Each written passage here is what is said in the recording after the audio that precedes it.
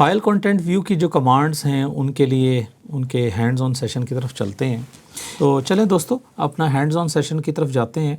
हमने अभी पढ़ा था कि हम फ़ाइल का कंटेंट कैसे व्यू कर सकते हैं। तो हमारे पास बेसिक 5 कमांड्स हैं, तो हम वन बाय वन सबको व्यू करते हैं।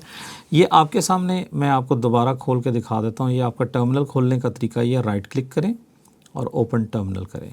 और अगर आप देखें तो मैं इस वक्त नॉर्मल यूज़र में मौजूद हूँ और डेस्कटॉप पे ये मेरा यूज़र का नाम है बाबर, @ के बाद मेरे इस कंप्यूटर का नाम है क्लाउड डेव टेक, और उसके बाद जो है डेस्कटॉप हमारा करंट लोकेशन है, और $साइन का मतलब है कि ये मेरा एक कॉमन यूज़र है। अच्छा जी, चले।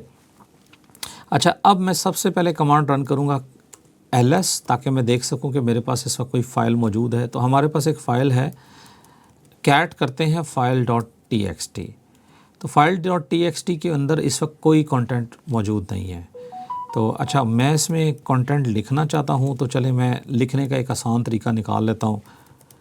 दिस इज़ टेस्ट फाइल, और इसको हम इस file.txt के अंदर इको करवा देते हैं। ये एक कमांड आपको समझ आ जाएगी, इस तरह आप कंटेंट इको कर सकते हैं। तो हम दोबारा करते हैं फाइल। तो अगर आप गौर करें तो इस वक्त मुझे इसने दिखा दिया है file.txt के अंदर एक लाइन लिखी हुई है जो है दिस इज़ टेस्ट फाइल। अब हम ज़रा इस फोल्डर से बाहर निकलते हैं। लेट मी सी कि हमारे डाउनलोड में अगर कोई कुछ मौजूद है और वहाँ जाके देख सकें। नहीं, हमारे पास कोई चीज़ मौजूद नहीं है। अच्छा, एक काम करते हैं, कुछ फ़ाइल बनाने की कोशिश करते हैं। तो मैं ब्राउज़र पे जाता हूँ।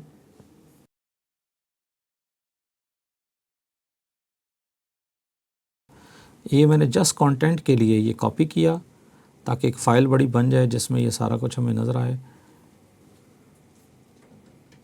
सेलेक्ट ऑल करते हैं, यहाँ से इसको मैं कॉपी करता हूँ और अपने पास इस फ़ाइल के अंदर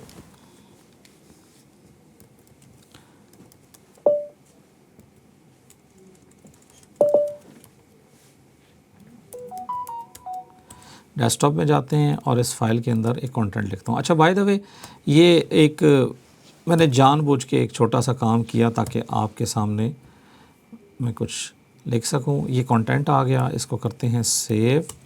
ठीक है, ये सेव जब करेंगे, ये फ़ाइल जब vi पढ़ेंगे तो आपको समझ आएगा। अब हम करते हैं कैट file.txt। तो अगर आप गौर करें तो ये बाय द वे ये काफ़ी बड़ी फ़ाइल बन चुकी है। ये अगर आप इसको ज़रा देखें, काफ़ी बड़ी है। और अब हम जब भी कैट करते हैं, क्लियर करता हूँ स्क्रीन, तो ये हमेशा इस फाइल के लास्ट में हमें लेके जाएगा। ठीक है जी, लास्ट में लेके गया। अब ये एक अच्छा सवाल है कि हम तो सिर्फ इस फाइल के लास्ट को देख सक रहे हैं, तो इसी वजह से हमने जो दूसरी कमांड इस्तेमाल की हैं, फॉर एग्ज़ाम्पल एक कमांड है जिसका नाम है हेड। तो मैं अगर हेड करूँ file.txt, तो अब ये मुझे पहली चंद लाइनें दिखा रहा है। अगर आप गौर करें, 1 2 3 4 5 6 7 8 9 10, ठीक है जी, ये तकरीबन 10 लाइनें हमें दिखा रहा है, पहली 10 लाइनें। अब यहाँ पे हमने ये देखा कि ये पहली चंद लाइनों पे जाके क्लियर करते हैं स्क्रीन को, हेड की कमांड हमें दिखा रही है। इसी तरह अगर हम इसकी लास्ट लाइंस देखना चाह रहे हैं तो हम टेल की कमांड इस्तेमाल करेंगे। टेल से क्या होगा कि हमें ये सिर्फ last few lines, ideally 10 lines हमें दिखाएगा। और अगर हम ये चाहते हैं कि इसके अंदर जितना कंटेंट है वो आपका कंटेंट आपके सिस्टम के अंदर, यानी जो लॉग में लिखा जा रहा है वो दिखाता रहे, तो आप इस तरह भी कर सकते हैं। अगर आप गौर करें तो ये नीचे इसने ओपन छोड़ दिया जगह, और अब जो भी कंटेंट इस फाइल में आता जाएगा तो ये दिखाएगा। अच्छा, ये नॉर्मली इस तरह की फ़ाइलों के लिए हम इस्तेमाल नहीं करते टेल -f की कमांड। ये हम इस्तेमाल करते हैं उन फ़ाइलों के लिए जो लॉग में हैं, और मैं थोड़ी देर में आपको जाके दिखा भी देता हूँ। ठीक है जी, तो इसको करते हैं क्लियर स्क्रीन और हम जाते हैं cd var log, और लॉग में हमारे पास एक फ़ाइल है syslog, तो लिखते हैं टेल -f syslog। अब अगर आप गौर करें तो syslog में आप देखते जाएं तो अगर थोड़ी देर में कुछ नई चीज़ ऐड आएगी, सिस्टम ख़ुद उसके अंदर लॉग्स ऐड करेगा तो आपको ये यहाँ पे दिखाता रहेगा। ठीक है जी।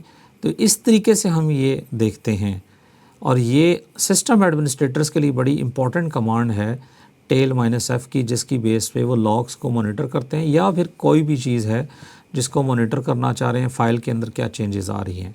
ठीक है जी। अच्छा जी, अगली हमारे पास जो कमांड है हमने अभी देख ली, कैट देख ली, हेड देख ली, टेल देख ली। अब हम यहाँ पे मोर की कमांड देखते हैं और मोर की कमांड के साथ लेट्स से हम syslog करें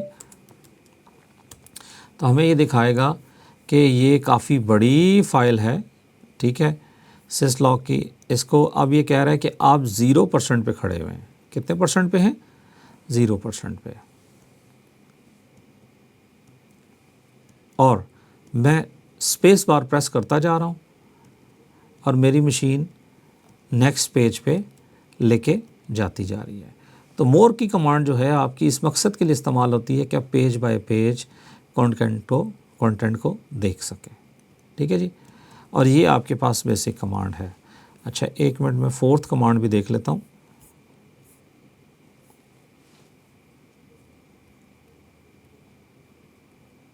अच्छा जी, कैट हमने देख ली, मोर देख ली, टेल देख ली, हेड देख ली। अब हमारे पास अगली जो कमांड है वो है लेस। तो लेस syslog करते हैं तो अब आपके सामने अगर आप गौर करें तो ये आपको syslog दिखा रहा है और अब आप यहाँ पे अप और डाउन एरो की के ज़रिए एक्सप्लोर कर सकते हैं इस फाइल को। ये इम्पॉर्टेंट है, यानी इसकी बेस पे मैं अप और डाउन दोनों साइडों पे जा सकता हूँ। लेकिन अगर आप हेड और टेल को देखें, टेल का फंक्शन ये था कि वो नीचे वाली लाइन दिखा रहा था, हेड का फंक्शन ये था कि उसने पहली 5 लाइनें दिखाई। ठीक है जी। इसी तरह मोर का फंक्शन था पेज बाय पेज दिखाए और हर पेज को दिखा के आगे चलता जा रहा था, आप वापस नहीं जा सकते थे। और लेस की कमांड में अब आप वापस जा सकते हैं। मैं यहाँ क्यू प्रेस करूँगा और दोबारा देखें लेस। अच्छा जी, हम वापस जाते हैं ज़रा अपने यूज़र के ऊपर डेस्कटॉप में और क्लियर करते हैं स्क्रीन और यहाँ पे अब हम लेस करके file.txt देखते हैं। तो अगर आप गौर करें तो अब उसने हमें फ़र्स्ट पेज यहाँ से दिखाया है, ये फ़र्स्ट पेज दिखा रहा है। ठीक है, डाउन करता जा रहा हूँ तो डाउन चलता जा रहा है, अपवर्ड उसको अप एरो की प्रेस करूँगा तो अपवर्ड होता जाएगा। ठीक है जी। तो इस तरीके से हम लेस की कमांड को इस्तेमाल कर सकते हैं। आई होप ये जो अभी आपने देखा है आपको समझ आ गया। इम्पॉर्टेंट चीज़ ये है कि आपको प्रैक्टिस करनी पड़ेगी। अच्छा, बज़ाहिर तो ये आपको बड़ी बेसिक से कमांड लग रही हैं, लेकिन जब हम किसी भी सिचुएशन में होते हैं, जब हमें ट्रबल शूटिंग करनी पड़ती है तो यही बेसिक कमांड आपके काम आएंगी। अच्छा, मैं फ़ोकस दोबारा कहूँगा कि लिनक्स पे इस वजह से कर रहा हूँ क्योंकि आपका जो क्लाउड का एनवायरनमेंट है, मोस्टली जो दुनिया में आप क्लाउड चला रहे हैं, जब आप उनके ऊपर वर्चुअल मशीन्स बनाते हैं, चाहे वो अमेज़ॉन है, चाहे गूगल क्लाउड है, चाहे माइक्रोसॉफ्ट अज्यूर है, चाहे डिजिटल ओशियन है, OVH है, रैक स्पेस है या और भी दुनिया के जो क्लाउड्स हैं, वो सारे के सारे VMs को हमें लिनक्स की VMs को एज आ कमांड लाइन इंटरफेस देते हैं। और फिर हमने SSH करने के बाद कमांड लाइन इंटरफेस से एक्सेस करने के बाद इस तरह की कमांड्स के साथ ऑपरेशन को रन करना होता है। तो प्रैक्टिस करें, इंशाल्लाह मिलते हैं अगले सेशन में और चीज़ें सीखेंगे। अल्लाह हाफ़िज़।